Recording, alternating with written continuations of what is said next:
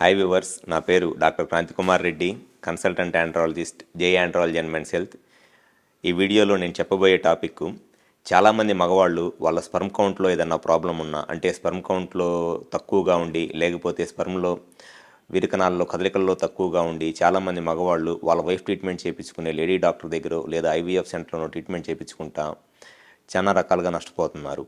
అసలు మీరు ముందు మీ స్పర్మ్ కౌంట్లో ఏదైనా ప్రాబ్లం ఉండి, అంటే విరకణాల కౌంట్లో కానీ కదలికలలో కానీ ఏదైనా ప్రాబ్లం ఉండి పిల్లల్లాగా ఇబ్బంది పడుతుంటే మగవాళ్ళు అసలు కరెక్ట్ డాక్టర్ దగ్గర చూపించుకుంటున్నారా, మీరు చూపించుకుంటున్న డాక్టరు మీకు కరెక్ట్గా ట్రీట్మెంట్ చేయగలరా లేదా అనేది సింపుల్గా మీరు ఆ డాక్టర్ని కన్సల్ట్ అయినప్పుడు మీకే అర్థమైపోయింది. ఎప్పుడైనా సరే మగవాళ్ళు స్పర్మ్ కౌంట్లో ఏదైనా ప్రాబ్లం ఉండి పిల్లల్లాగా ఇబ్బంది పడతా అటువంటి దంపతులు మగవాళ్ళు ఆండ్రాలజిస్ట్ని కాకుండా వాళ్ళ వైఫ్ ట్రీట్మెంట్ చేయించుకునే లేడీ డాక్టర్ దగ్గర ఐవీఎఫ్ సెంటర్లో ట్రీట్మెంట్ చేయించుకోవటం వల్ల చాలా రకాలుగా టైం అండ్ మనీని వేస్ట్ చేసుకుంటున్నారు. మిమ్మల్ని ట్రీట్మెంట్ చేసే డాక్టరు నిజంగా వాళ్ళకి కనుక మీకు ట్రీట్ చేసే అంత నాలెడ్జ్ ఉండి వాళ్ళకంత సబ్జెక్ట్ ఉంటే, మీకు సింపుల్గా నేను ఒక 3 విషయాలు చెప్తాను. ఈ 3 విషయాలు మీరు అబ్జర్వ్ చేయండి. మిమ్మల్ని ట్రీట్మెంట్ చేసే డాక్టరు మీకు కరెక్ట్గా ట్రీట్మెంట్ చేయగలరా లేదా అనేది మీకే ఈజీగా అర్థమైపోయింది.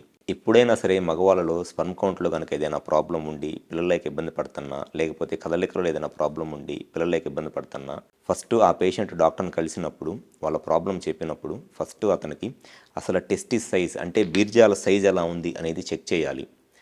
అసలు బీర్జాలు అనేది ఎవరికైనా సరే మగవాళ్ళకు 2 బీర్జాలు ఉంటాయి. అది ఆ కింద స్క్రోటం అంటారు, ఆ స్క్రోటంలో ఉంటాయి.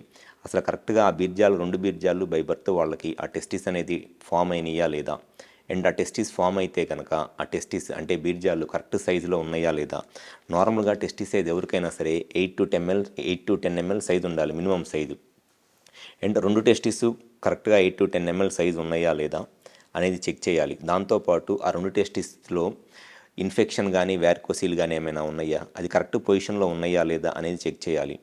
ఇది గనక మిమ్మల్ని ట్రీట్మెంట్ చేస్తున్న డాక్టరు మీ టెస్టిస్ సైజ్ ఎలా ఉంది, అంటే బీర్జాల సైజ్ ఎలా ఉంది, బీర్జాల పొజిషన్ ఎలా ఉంది, దాంట్లో ఇన్ఫెక్షన్ కానీ వ్యారికోసిల్ కానీ ప్రాబ్లం ఏమైనా ఉందా అని చెక్ చేయకపోతే డెఫినెట్గా వాళ్ళకి మిమ్మల్ని ట్రీట్మెంట్ చేసే అంత నాలెడ్జ్ లేదు.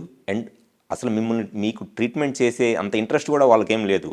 డెఫినెట్గా ఏదో మీ వైఫ్తో పాటు మీరు వెళ్ళి వాళ్ళని కలిశారు కాబట్టి మీకు ఏదో టెస్టులు రాసి ఆ టెస్టులతో వాళ్ళు ఏదో మనీతోనో టైంపాస్ చేయడానికి మిమ్మల్ని చూస్తున్నారులే తప్పితే మీకు సిన్సియర్గా ట్రీట్మెంట్ చేసే ఉద్దేశం కూడా వాళ్ళకి లేదు. మగవాళ్ళ సైడ్ నుంచి ఎప్పుడైనా సరే స్పర్మ్ కౌంట్లో ఏదైనా ప్రాబ్లం ఉండి దానికి డాక్టర్ని కన్సల్ట్ అయితే ఖచ్చితంగా ఫస్ట్ చెక్ చేయాల్సింది టెస్టిస్ సైజ్, బీర్జాల సైజ్ ఎలా ఉంది, బీర్జాల పొజిషన్ ఎలా ఉంది, ఆ టెస్టిస్లో లేదా బీర్జాలలో ఇన్ఫెక్షన్ కానీ వ్యారికోసిల్ కానీ ఏమైనా ఉన్నాయా అనేది ఖచ్చితంగా ఫిజికల్గా చెక్ చేయాలి డైరెక్ట్గా డాక్టరే. అది చెక్ చేస్తేనే దాంట్లో మనకి చాలా ఇన్ఫర్మేషన్ వస్తుంది. కానీ చాలామంది మగవాళ్ళు ఎప్పుడైతే వాళ్ళ వైఫ్ ట్రీట్మెంట్ చేయించుకునే లేడీ డాక్టర్ దగ్గర ఐవీఎఫ్ సెంటర్లో ట్రీట్మెంట్ చేయించుకుంటారో వాళ్ళు జస్ట్ పేషెంట్ రాగానే ఏదో రొటీన్గా బ్లడ్ టెస్టులు, లేకపోతే సెమెన్ అనాలిసిస్, లేకపోతే ఏదేదో స్కానింగ్లు, ఏదేదో టెస్టులు రాసి అనవసరంగా మీ టైం అండ్ మనీని వేస్ట్ చేస్తున్నారు.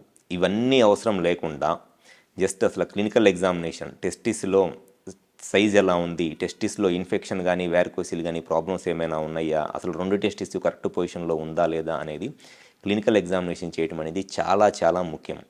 సో మీకు అక్కడే అర్థమైపోయింది అసలు మిమ్మల్ని ట్రీట్మెంట్ చేస్తున్న డాక్టరు వాళ్ళకి నిజంగా మిమ్మల్ని ట్రీట్మెంట్ చేసే అంత నాలెడ్జ్ ఉందా లేదా అనేది. అది ఫస్ట్ పాయింట్.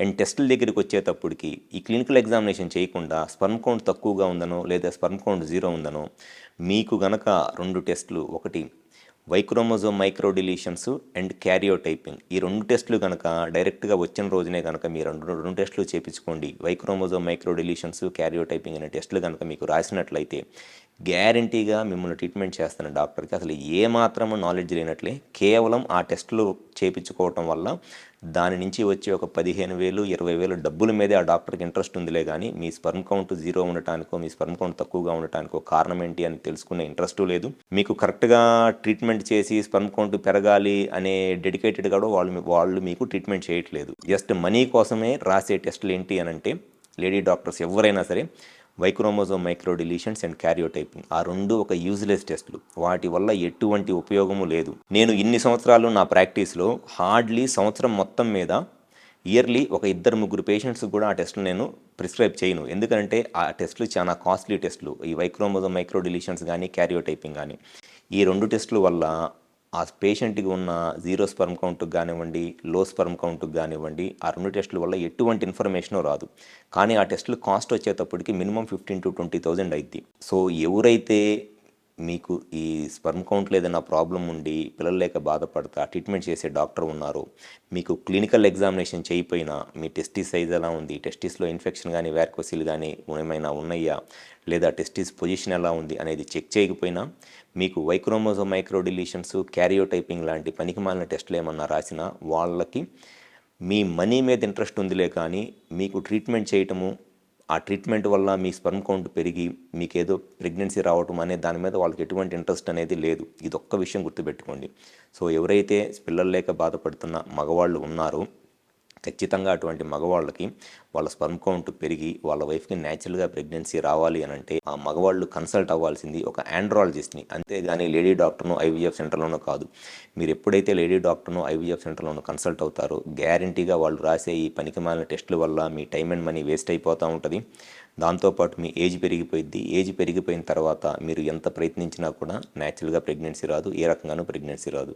సో ఎవరైతే పిల్లలు లేక బాధపడుతున్న దంపతులు ఉన్నారో క్వాలిఫైడ్ ఆండ్రాలజిస్ట్ని కలవండి, మీకు మ్యాక్సిమం బెనిఫిట్ అనేది జరిగిద్ది. Thank you.